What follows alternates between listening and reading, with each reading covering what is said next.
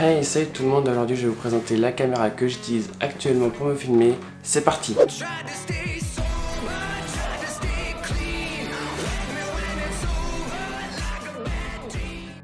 Mais avant de vous la présenter, je vais d'abord vous expliquer pourquoi j'ai acheté cette caméra, quel est mon but avec cette caméra. Donc premièrement, je n'ai pas acheté cette caméra pour faire des vidéos sur YouTube, certes je vais m'en servir mais ce n'est pas son but premier. Mon but avec cette caméra, c'est de faire des vidéos professionnelles ou en tout cas amateurs pour des projets qui vont être destinés à des clients. Car plus tard, mon but serait d'être caméraman professionnel, faire des spots publicitaires, des courts-métrages. Enfin bref, j'ai beaucoup d'idées, j'ai beaucoup de choses à expérimenter, à apprendre avec cette nouvelle caméra et tout le matériel que j'ai acheté avec.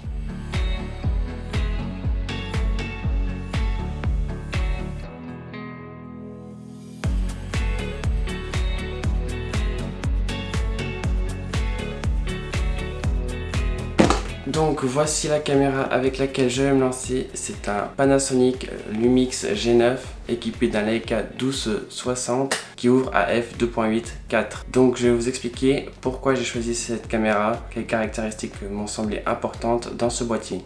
Pour commencer, cette caméra a un capteur stabilisé sur 5 axes, ce qui est assez important pour moi car si je dois être assez rapide, faire une prise à main levée, ça me permettra d'éviter d'avoir des micro-tremblements dans la photo ou dans le plan. Je trouve vraiment que le capteur stabilisé est vraiment utile pour une caméra. Évidemment, un capteur stabilisé ne remplacera pas un gimbal ou un steadicam. Ensuite, un point qui est important, c'est de shooter en 4K et ça les amis, si vous voulez, je vous ferai une vidéo dédiée à la 4K, dites-moi dans les commentaires si ça vous intéresse. Donc ce boîtier est capable de filmer en 4K 60 fps, ce qui est parfait pour moi.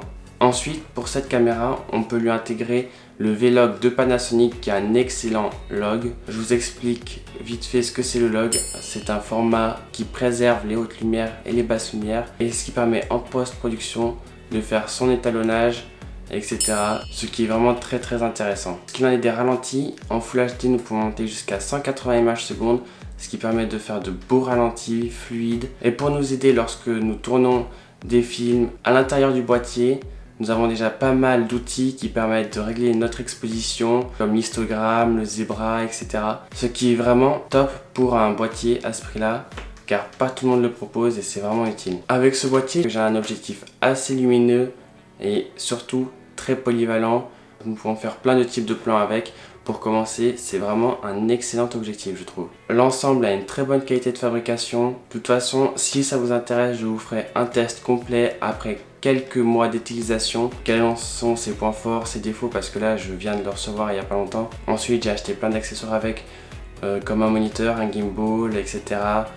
Donc je vais pouvoir vous faire des tests complets sur ces produits si ça vous intéresse. N'hésitez pas à me le dire en commentaire. Et voilà les amis, c'est la fin de la vidéo. J'espère que ça vous aura plu. N'hésitez pas à liker, à commenter, à partager. Et moi je vous dis à la prochaine. Ciao!